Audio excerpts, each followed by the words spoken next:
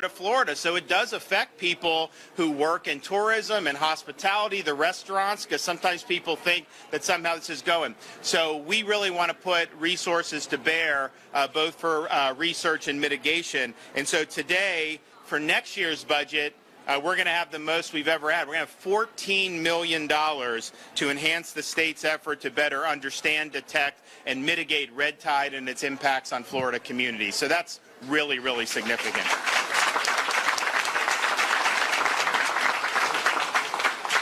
So this includes $4.8 million for the Center for Red Tide Research at FWRI, which was created at my request in 2019 to improve statewide red tide monitoring and to conduct research to better track, predict, and mitigate the effects of red tide.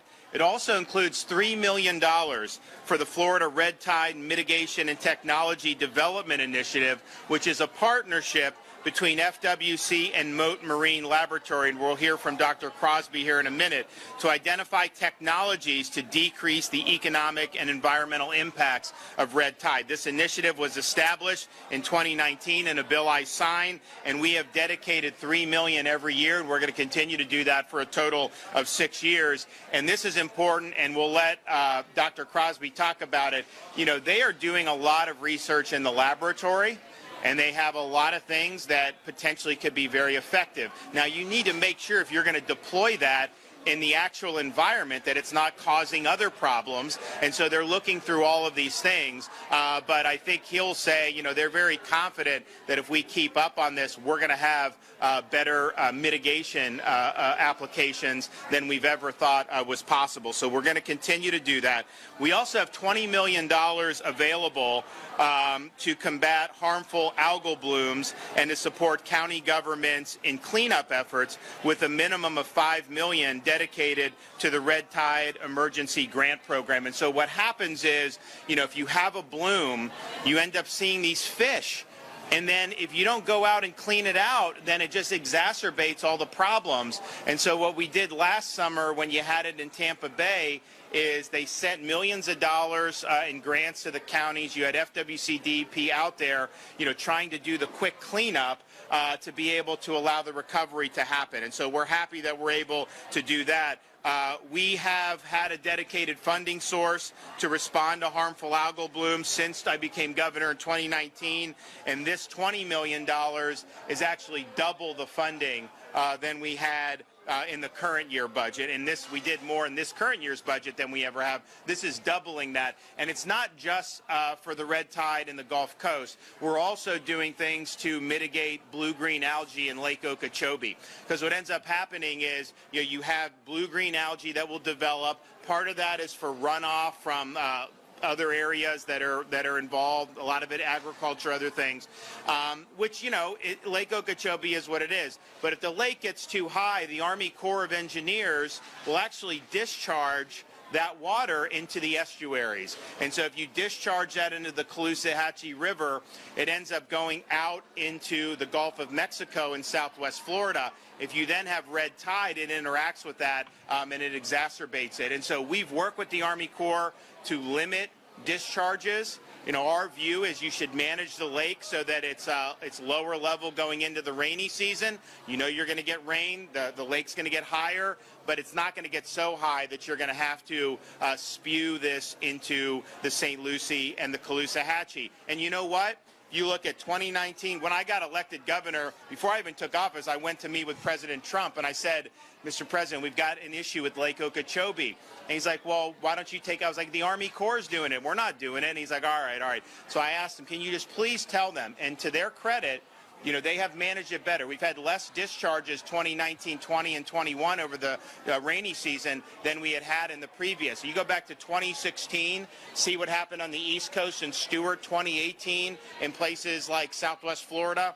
So this is something that we're very, and we're also building more infrastructure. You know, we're building a reservoir on both the east and the western parts of Lake Okeechobee that's going to be able to take this, clean this water so that we make sure that we're not mitigating. But before that infrastructure is finished, and it's going to be finished, you know, by the, you know, during my time as governor. But the technologies where you can actually send people in there who can now treat the blue-green algae, when we had some of this build up last summer, we actually had companies out there that were going and mitigating. And so that's where this funding can be applied to. And so that makes a big difference. So we're really happy. So since 2019, we've done $40 million to address red tide. It's been historic. Like I told you, $2.5 million in the 4 fiscal years prior to me becoming governor. To go from $2.5 million to $40 million, you know, that's a huge commitment. We're happy to do that. And we've been able to, through our executive order, I mean, we're the #1 fishing destination in the country, so we've got to make sure that we're continuing to do all we can. And by the way, did you see we did the longest red snapper season that we've ever done? We announced that a couple weeks ago. You know, all these fishermen, they're really, really excited. And we're happy to do that, and we want to continue to do that. And so, you know, when I did the executive order upon taking office, we said we're going to reorganize the Red Tide Task Force because that had been defunct for the previous 15 years. We're going to make this something that's going to be a priority. And if you look at what they've been able to do since I became governor, they've done sampling for red tide increase over 68%. Compared to prior to me becoming governor, and we have 60 different statewide partners that help in this effort. They will do offshore trips because that's where red tide originates. Those trips have doubled over the last 3.5 years. We currently have 25 projects underway at the Red Tide Mitigation and Technology Development Initiative at Mote Marine. And so we were able, when did we go? Last summer when we went out there with you all? You know, they got a place, it's in, you know, Sarasota, Bradenton area. And, you know, they're working on all this stuff. And he's going to talk about some of it. But just imagine, you know, if we end up with the type of approach that is going to mitigate this, that's going to be worth so much to this state to be able to do that. So we're happy about that. We're glad that they have a lot of these research projects underway, and we're happy to be able to partner with them to be able to do that. So we're going to continue doing this. We're working with Mote Marine, working with our state universities, of course, working with the relevant state agencies to make sure that we're doing all we can to put our money where our mouth is and to make sure that we are researching and hopefully developing ways to mitigate red tide as well as other harmful algal blooms. So we're going to hear from some folks up here. So first, let me bring up Rodney Barreto, who's the chairman of the FWC. Thank you, Governor. I got to tell you, you know, fish and wildlife is tied to tourism, and make no doubt about it. So the governor, not only has he done more for red tide than any other governor in the history of Florida, he's done more for the environment than any other governor in Florida. And I think he deserves a great round of applause.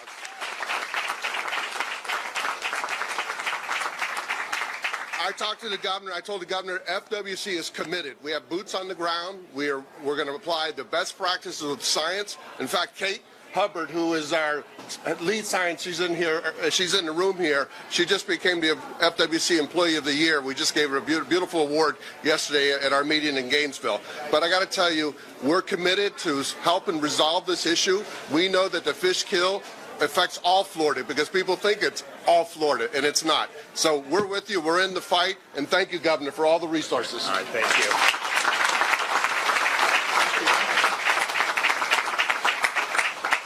Okay, Dr. Michael Crosby from Mote Marine.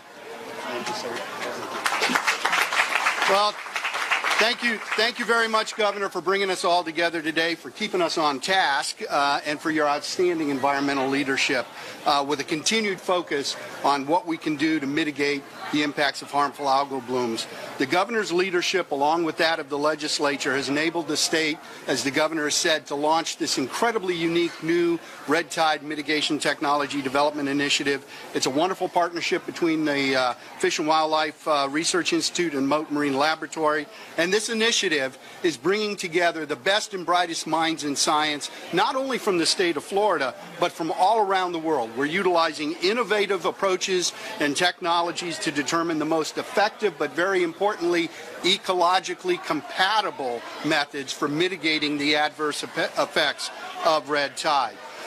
It also is enhancing public health protection with the expansion of the beach condition reporting system. You can go to visitbeaches.org. One of the sites is right here on this beach, so folks from restaurants, hotels, local residents, tourists from around the world can dial up and find out which beaches are open, what the beach conditions are, so they can continue to come here. We're developing smartphone apps to engage citizens as well as commercial fishermen in reporting where red tide is. And most importantly, we're leveraging the state's investment in this initiative with Mote's ability to go out and secure private funding and federal funding, and I'm hoping we're going to have an announcement on that one here in a couple weeks as well. But I know the question everybody has, including the governor, is where are we? What's the status here? So we've reviewed over 100 different research proposals. As the governor said, 25 different ongoing projects.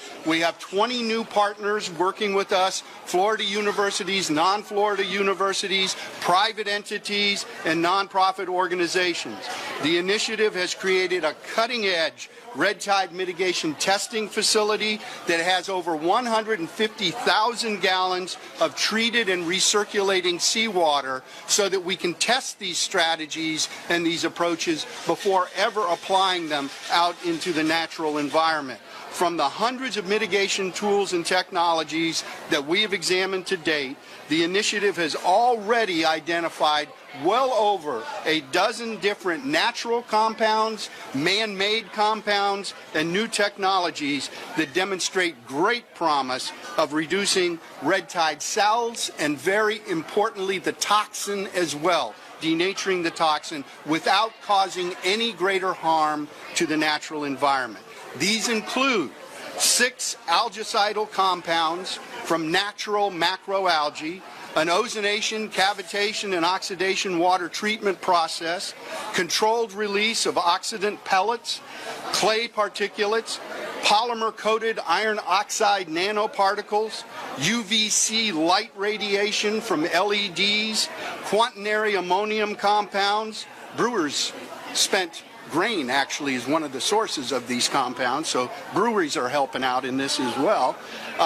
Metal phenolic networks combined with polyaluminum chloride and an algicide, and 2 different amino acids that enhance algicidal effects on algal mitigating bacteria. We've also completed the early steps of a little biosensor to aid shellfishermen and the farmers out there in their decision making when a red tide does come in for when they can harvest safely those shellfish and not lose that entire crop. As I said, we've also completely redeveloped and expanded the beach condition reporting system at visitbeaches.org, and we've made it much more user-friendly so everyone out here can actually pull up their little iPhones and their smartphones and look for the conditions of beaches all around the state of Florida. Other states are starting to use this as well. But it's very important for places like this, for restaurants, for hotels, for our resident population and for visitors, so they know where the great beaches are where they can still come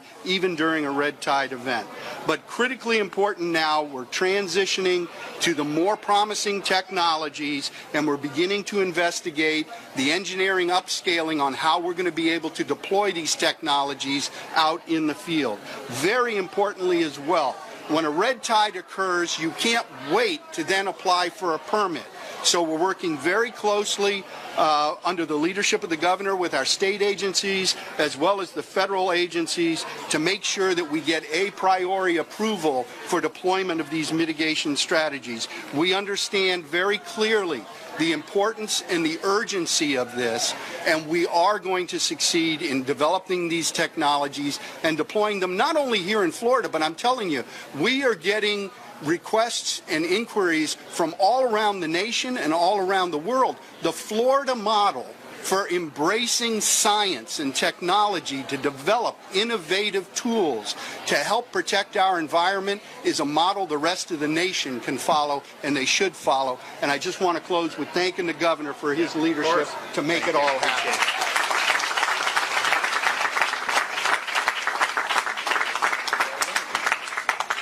just make sure if you get any of that that's really effective, patent it, because I want royalties to the state of Florida from all these other, I mean, we put in the research money. We need a benefit on the back end. And then also just to say, you know, we're doing all this because it's important, and we know these events can happen from time to time, and we just always want to be ahead of things as we can. But, you know, we're sitting here now not because this is happening right off the coast. In fact, this is beautiful right now here. I tell you, if people are watching, you want a place to go. You know, these Pinellas beaches are fantastic. We're here in Clearwater Beach, but really you can't go wrong anywhere.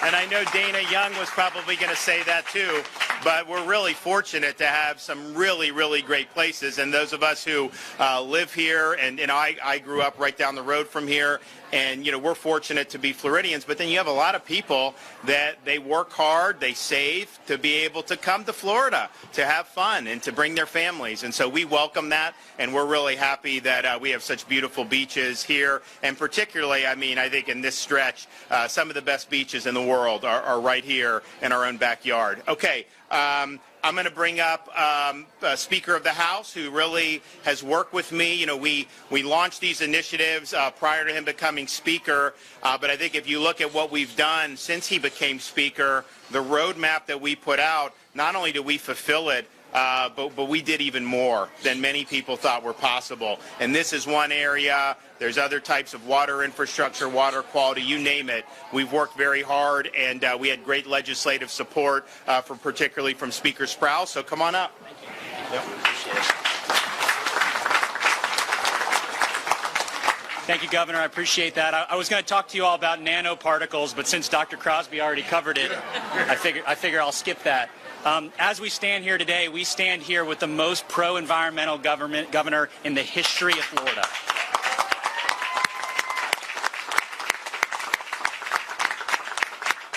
You know, the governor came here by the way, Governor, we like to think that the reason you're that way is because you were raised right here in Pinellas County. We're real happy about that. We know it's in your blood.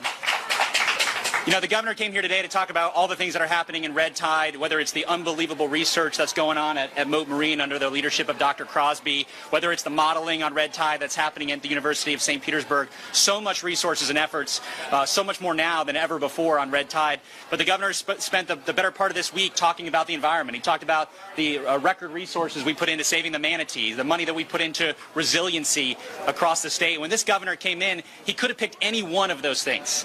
He could have said, I'm going to be the governor who combats red tide the most. He could have been the one who says, I'm going to want to tackle the algae blooms in Lake Okeechobee. I'm going to one who's going to focus on the conversions from septic to sewer. I'm going to save the manatees. He could have done any one of those things, and it would have been a significant improvement in the lives of Floridians. But this governor knows that in order to make this the kind of place that we want to live, that we want to raise our children, we have to do all of those things, and we have to do them at the same time, Governor.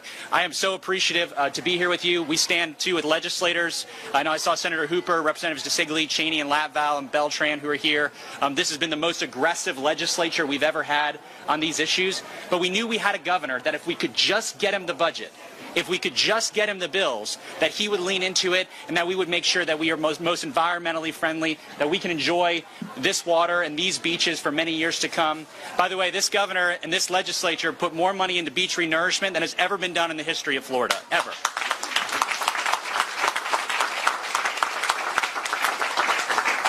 My hope is that we're going to be here many years from now, 20 years from now, having a grouper sandwich right here at Frenchie's, looking out at this beautiful beach and that clean water free from red tide, and we'll remember that we had this legislature and the Governor Ron DeSantis to thank for it. Thank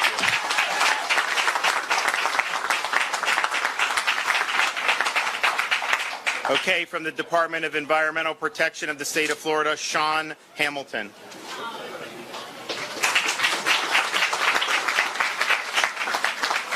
Thank you, Governor. It's a pleasure to be here today, another one of our beautiful, beautiful resources in the state.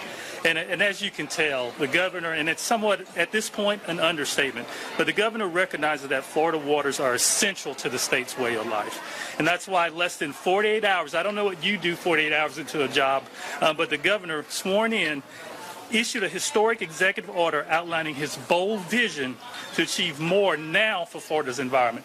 Not 4 years from now, not 5 years from now. And so that leadership in itself is empowering us to move forward and make some of the changes that you're hearing about.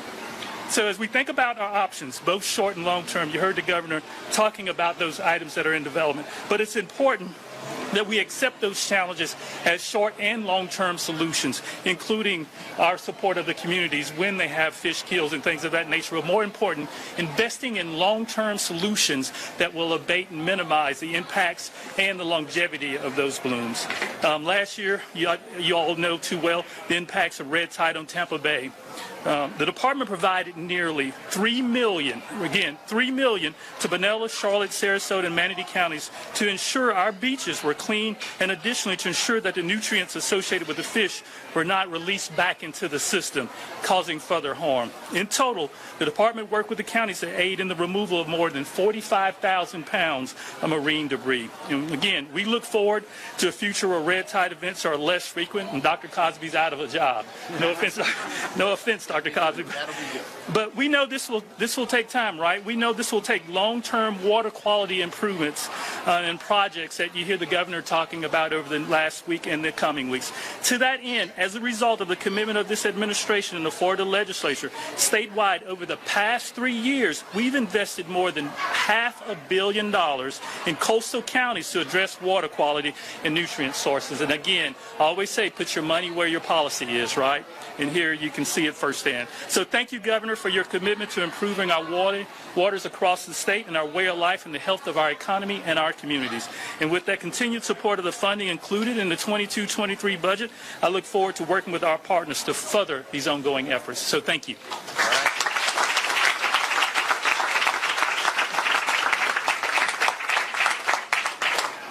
Okay, I'm going to, in a minute, bring up Dana Young, who does the Visit Florida. 2021, we set a domestic tourism record in the state of Florida. So you had a lot of places in 2021 that weren't even open necessarily around the country. And yet here we were, people knew they could come to Florida and they knew that they would be able to do what they wanted to do and not have, you know, all these arbitrary restrictions imposed on them. And so we had not only record domestic, we actually exceeded New York City for foreign tourism, which they've been number one for forever. I mean, obviously it's New York City, but, you know, do you really want to go and have to show medical papers just to get a hamburger somewhere? I mean, you want to be able to go, and if you're going to go on a vacation, you want to be on a vacation. And so we were able to do that. And the result is, I mean, just think, if we had not done what we've done to keep all this open, you know, we would have lost tens of thousands of jobs, maybe many more in this industry. And so you look at places like out in California, the number of restaurants that have gone under, some of these other places. Here, these places like this are booming. I mean, they are doing really, really well. Most of the hotels, I'll always ask them, you know, because I give speeches in these events and these ballrooms and stuff, and I'll ask the folks, how are you guys doing? Never been better, never been better. So we're excited about that. We want to keep that momentum going. Maybe Dana will have an update on 2022 and how that's going. I can tell you, just by seeing all the cars on the road, I think that there's a lot more people still coming to visit Florida, but we are proud of that. It's a key engine for our economy, and she's going to come up and tell you a little bit more about it. Yeah. Thank you, Governor. Thank you, Governor. I never underestimate the governor's ability to remember every single statistic that I give him and then beat me to all of my own talking points. But the true thank you goes to Governor DeSantis for his bold leadership throughout the pandemic and keeping our state and our #1 industry, which is Florida's tourism industry, open and ready to welcome visitors. So thank you, Governor. So we are thriving, and that is due in no small part to the governor's understanding and commitment to Visit Florida's marketing of our state, both domestically and internationally, and the ability to be in market for almost 7 months, Governor, where not another state was doing anything outside their borders, helped us create an incredible strategic advantage for the state of Florida that you are seeing on this beautiful day. I mean, while I would come here for one of these great grouper sandwiches, most people here are here for the grouper sandwich and the gorgeous beaches. And the most essential element of Florida's tourism industry is our pristine environment. That's why people come. They want to see our beaches. They want to visit the Everglades. They want to have an opportunity to see some of our beautiful first magnitude springs and rivers and just experience the beauty that is this incredible state of Florida. So the governor's commitment to environmental resiliency and protection is really showing his commitment to our economic resiliency in our state of Florida. So funding that the governor is announcing today is truly significant. The governor mentioned earlier the fact that people don't understand Florida's geography as well as us natives do. And so if we had red tide in one area of the state, many people around the country and in other countries think that it's all over Florida. For example, in 2018, Visit Florida had to counteract $22 million in negative media that directly hammering Florida for red tide. And that is a huge hill to climb. So the more mitigation, the more study we do at Mote to get a handle on this and stay on the offensive, the better we'll be. So thank you, Governor, for putting us in that offensive position, and thank you for all that you do for our great state. Absolutely. Thank you.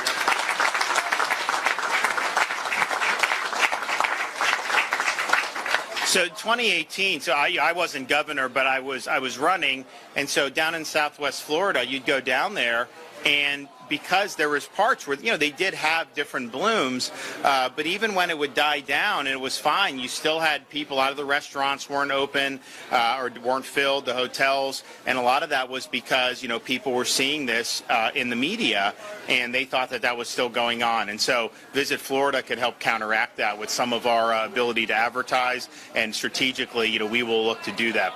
Also, I'd like to point out that we just got the receipts for the month of April in terms of the tax revenue coming into the state of Florida. We have no income tax, lowest per capita tax burden in the country, and yet April, the revenues came in $765 million above estimate. And so,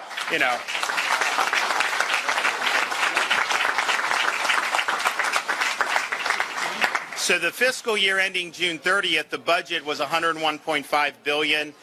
To compare that to our nearest state in terms of population, New York, they have 3 million fewer people than we do. Their budget's over twice the size of the state of Florida. But yet I think that anyone would say we've got better roads, infrastructure, better services, definitely better services, higher performing K through 12 education, and our public university systems ranked #1 in the nation for the last 5 years by U.S. News and World Report. So we are meeting challenges. We see historic funding, not only for things like red tide and environment. We did the biggest increase in teacher compensation that we've had in this state in a long time. We did record funding for K through 12, fully funded transportation budget, all these things. But even with all that, when the fiscal year ends June 30th, based on the amount of money that's come in over estimate, our total amount of surplus is going to be over $20 billion. That's a record. We've never had that big of surplus. And, it just shows you that managing well matters.